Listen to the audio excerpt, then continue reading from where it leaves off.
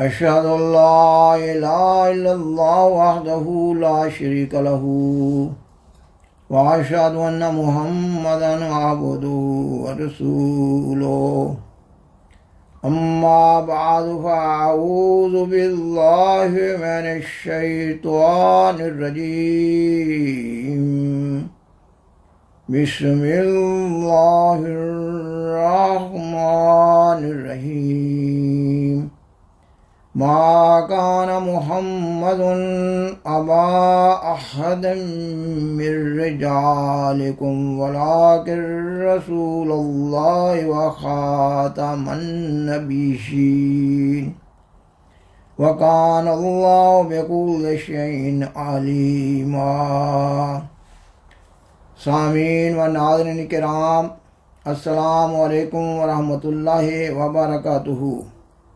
آج کا پروگرام عقیدہ ختم نبوت کے اصل حقیقت کے مضمون پر قسط نمبر 7 کے طور پر پیش کیا جا رہا ہے۔ جماعت احمدیہ کے عقیدہ ختم نبوت کی نسبت سے ایک بہت بڑا اعتراض یہ اٹھایا جاتا ہے کہ دین اسلام مکمل ہو چکا ہے، اب اسلام میں کسی ذلی و بروزی اور امتی نبی کی ضرورت نہ ہے۔ اس کا جواب یہ ہے کہ معترض کا یہ سوال ہی کلی طور پر غلط ہے۔ اس اعتراض کو جذباتی رنگ میں پیش کیا جاتا ہے۔ بظاہر معترض سیدنا حضرت محمد رسول اللہ خاتم الانبیاء صلی اللہ علیہ وسلم قرآن مجید اور اسلام کی محبت اور غیرت کو بطور ہتھیار بروئے کار لا رہا ہوتا ہے، مگر تلخ حقیقت یہ ہے کہ یہ اعتراض تعلیمات اسلام اور زمینی حقائق کے خلاف ہے۔ اس اعتراض کا قدر تفصیلی جواب دینے سے قبل یہ ضروری معلوم ہوتا ہے کہ اس اعتراض کے اندر چھپی ہوئی شرارت کو ظاہر کیا جائے۔ معترض کا مقصد یہ ہوتا ہے کہ اس اعتراض کے ذریعہ سیدنا حضرت مرزا غلام احمد قادیانی علیہ السلام کے دعوی امام مہدی اور مسیح موعود کو خلط ملط کیا جائے۔ معترض یہ کہہ رہا ہوتا ہے کہ سیدنا حضرت محمد رسول اللہ صلی اللہ علیہ وسلم خاتم الانبیاء ہیں اور قرآن مجید خاتم الکتب ہے، اب کسی ذلی بروزی و امتی نبی کی ضرورت نہ ہے۔ اس لیے سیدنا حضرت مرزا غلام احمد قادیانی علیہ السلام کا کسی قسم کا دعویٰ قابل غور نہ ہے۔ معترض سیدنا حضرت مرزا غلام احمد قادیانی علیہ السلام کے بنیادی دعویٰ امام مہدی و مسیح موعود کو زیر بحث ہی نہیں لاتا۔ سیدنا حضرت مرزا غلام احمد قادیانی علیہ السلام کا یہ بنیادی دعویٰ ہی نہیں ہے کہ اب اسلام میں ایک نبی کی ضرورت تھی اور آپ وہ نبی ہیں۔ آپ علیہ السلام کا الہام الہی کی بنیاد پر یہ دعویٰ ہے کہ اللہ تعالیٰ نے آپ علیہ السلام کو امام مہدی و مسیح موعود کے منصب جلیلہ پر فائز فرمایا ہے، اور اسلام میں امام مہدی و مسیح موعود کا روحانی مقام امتی نبی کا بیان ہوا ہے، اور امام مہدی و مسیح موعود ہونے کی نسبت سے آپ امتی نبی ہیں، نہ کہ مطلق نبی۔ اور حقیقت یہ ہے کہ مسلمانوں کے مشہور و معروف تمام فرقے اللہ تعالیٰ کے نبی حضرت مسیح عیسیٰ بن مریم علیہ السلام کی آمد ثانی کے منتظر ہیں۔ اگر سیدنا حضرت محمد رسول اللہ صلی اللہ علیہ وسلم کے خاتم الانبیاء اور قرآن مجید کے خاتم الکتب ہونے کا یہ مطلب ہے کہ اب مسلمانوں میں بگاڑ بھی پیدا نہ ہوگا اور مسلمانوں کی اصلاح کے لیے کوئی مصلح ربانی بھی مبعوث نہ ہوگا، تو پھر اللہ تعالیٰ کے نبی حضرت مسیح عیسیٰ بن مریم علیہ السلام کی آمد ثانی کا انتظار کیوں کیا جا رہا ہے، جبکہ قرآن مجید حضرت مسیح عیسیٰ بن مریم علیہ السلام کو بنی اسرائیل کا رسول اور وفات یافتہ قرار دے رہا ہے۔ سامعین و ناظرین کرام، جماعت احمدیہ اور دیگر مسلمانوں کے عقیدہ ختم نبوت کی نوعیت میں بنیادی طور پر کوئی فرق نہ ہے، فرق صرف شخصیت کا ہے۔ آیت خاتم النبیین کی تشریح میں فرق ہے، اور کسی عبارت کی تشریح میں اختلاف کو کسی عبارت کے انکار سے تعبیر کرنا ظلم عظیم ہے۔ لہذا جماعت احمدیہ کو منکر ختم نبوت قرار دینا ایک بہتان عظیم ہے۔ خاکسار نے اس پروگرام کے آغاز میں بیان کیا کہ معترض کا یہ اعتراض تعلیمات اسلام اور زمینی حقائق کے خلاف ہے، کیونکہ سیدنا حضرت محمد رسول اللہ صلی اللہ علیہ وسلم کے خاتم الانبیاء اور قرآن مجید کے خاتم الکتب ہونے کے باوجود اسلام میں ظہور امام مہدی و نزول مسیح موعود کی پیش گوئی موجود ہے۔ اور پھر زمینی حقائق یہ ہیں کہ آپ صلی اللہ علیہ وسلم نے اپنی زندگی میں ہی اپنی نگرانی میں مسلمانوں کو قرآن مجید کی تعلیم دینے کے لیے معلمین کے سلسلہ کو جاری فرمایا۔ آپ صلی اللہ علیہ وسلم کے وصال کے بعد اسلام میں خلافت راشدہ کا سلسلہ چلا، اور خلافت راشدہ کے بعد مسلمانوں کی تعلیم و تربیت کے لیے مجددین، اولیاء اللہ، محدثین، مفسرین، فقہاء اور صوفیہ کا سلسلہ اس آخری زمانہ تک چلتا رہا، اور اس آخری زمانہ کے لیے سیدنا حضرت محمد رسول اللہ صلی اللہ علیہ وسلم کی پیش گوئی موجود ہے کہ لوگوں پر ایک ایسا زمانہ آئے گا جب اسلام کا صرف نام باقی رہ جائے گا اور قرآن کے صرف حروف باقی رہ جائیں گے۔ مسجدیں تو بڑی بڑی ہوں گی مگر ہدایت سے خالی ہوں گی، اور اس وقت کے علماء آسمان کے نیچے بدترین مخلوق ہوں گے۔ اب مسلمانوں کے لیے غور و فکر کرنے کا مقام ہے کہ کیا سیدنا حضرت محمد رسول اللہ خاتم الانبیاء صلی اللہ علیہ وسلم کی یہ پیش گوئی پوری ہوئی یا نہیں ہوئی؟ تعداد کے لحاظ سے اسلام دنیا کا پہلا یا دوسرا بڑا مذہب ہے۔ مسلم دنیا کے پاس بہت بڑی بڑی افواج ہیں۔ مسلم ممالک کے قدرتی وسائل سے مالا مال ہیں، مگر اس کے باوجود مسلمان دنیا میں ذلیل و خوار ہو رہے ہیں۔ مسلمانوں کو دنیا کے مختلف علاقوں میں مبتلا عذاب و آزار کیا جا رہا ہے۔ کئی دہائیوں سے کشمیر اور فلسطین کے مسلمانوں کو گاجر اور مولی کی طرح کاٹا جا رہا ہے اور بھیڑ اور بکریوں کی طرح ذبح کیا جا رہا ہے۔ مسلم دنیا میں نہ کوئی قیادت ہے اور نہ کوئی سیادت ہے اور نہ کوئی آواز ہے۔ وطن عزیز اسلامی جمہوریہ پاکستان کی بات ہی کیا ہے۔ اقوام عالم میں اسلامی جمہوریہ پاکستان اسلام اور سیدنا حضرت محمد رسول اللہ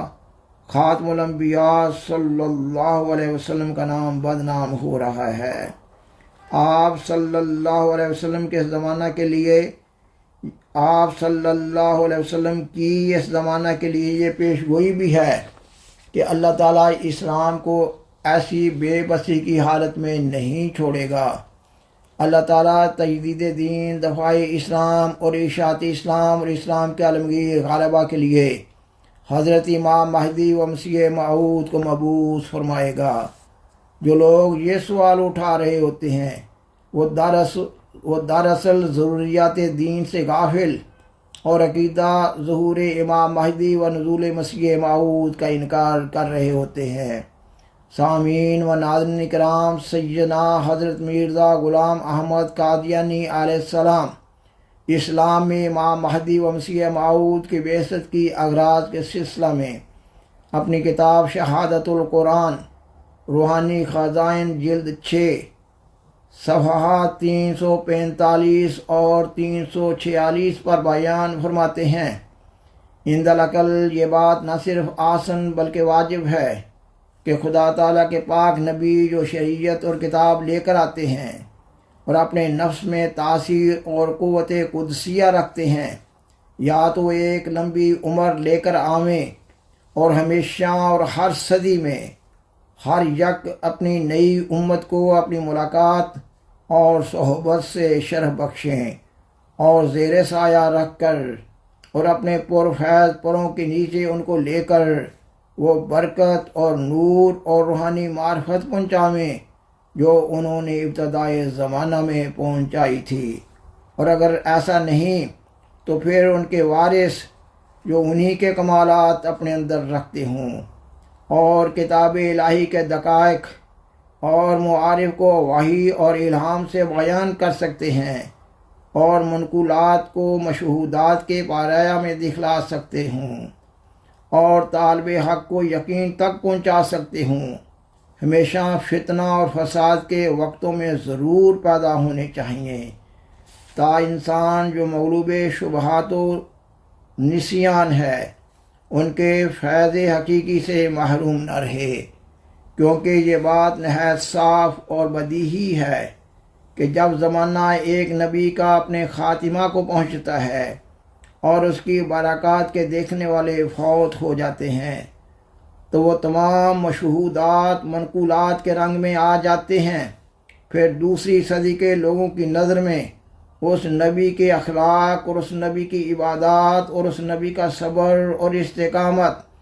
اور صدق اور صفا اور وفا اور تمام تائیدات الہیہ اور خوارق اور معجزات جن سے اس کی صحبت نبوت اور صداقت دعوی پر استدلال ہوتے تھے۔ نئی صدی کے لوگوں کو کچھ قصے سے معلوم ہوتے ہیں اور اس وجہ سے وہ انشراح ایمانی اور جوش اطاعت جو نبی کے دیکھنے والوں میں ہوتا ہے دوسروں میں وہ بات نہیں پائی جاتی، اور صاف ظاہر ہے کہ جو کچھ صحابہ رضی اللہ تعالیٰ عنہم حضرت صلی اللہ علیہ وسلم نے ایمانی صدق دکھلایا اور اپنے مالوں اور اپنی جانوں اور اپنی آبروؤں کو اسلام کی راہوں میں نہایت اخلاص سے قربان کیا، اس کا نمونہ اور صدیوں میں تو کجا خود دوسری صدی کے لوگوں یعنی تابعین میں بھی نہیں پایا گیا۔ اس کی کیا وجہ تھی؟ یہی تو تھی کہ صحابہ رضی اللہ تعالیٰ عنہم نے اس مرد صادق کا منہ دیکھا تھا جس کے عاشق ہونے کی گواہی کفار قریش کے منہ سے بھی بے ساختہ نکل گئی، اور روز کی مناجاتوں اور پایار کے سجدوں کو دیکھ کر حناف الاطاعت کی حالت اور کمال محبت اور دل دادگی کے منہ پر روشن نشانیاں اور اس پاک منہ پر نور الہی برستا مشاہدہ کر کے کہتے ہیں عاشقہ محمد علی ربہ، کہ محمد صلی اللہ علیہ وسلم اپنے رب پر عاشق ہو گیا ہے۔ اور پھر صحابہ رضی اللہ تعالیٰ عنہم نے صرف و صدق اور محبت اور اخلاص ہی نہیں دیکھا بلکہ اس پیار کے مقابل پر جو ہمارے سید محمد صلی اللہ علیہ وسلم کے دل سے ایک دریا کی طرح جوش مارتا تھا، خدا تعالیٰ کے پیار کو بھی تائیدات خارق عادت کے رنگ میں مشاہدہ کیا۔ تب ان کو پتہ لگ گیا کہ خدا ہے، اور ان کے دل بول اٹھے کہ وہ خدا اس مرد کے ساتھ ہے۔ یہ وہ باتیں ہیں کہ کبھی ممکن ہی نہیں کہ انسان کو حاصل ہو سکیں جب تک کہ وہی بہار اس کی نظر کے سامنے نہ ہو جو صحابہ رضی اللہ تعالیٰ عنہم پر آئی تھی۔ سامعین و ناظرین کرام، بالآخر درخواست ہے کہ برائے مہربانی اس پروگرام کو لائک کریں اور دوسروں سے شیئر کریں اور عذرہ کرم اس چینل کو سبسکرائب کریں۔ جزاکم اللہ تعالی احسن الجزاء وآخر دعوانا ان الحمد للہ رب العالمین، والسلام علیکم ورحمۃ اللہ وبرکاتہ۔ شکریہ۔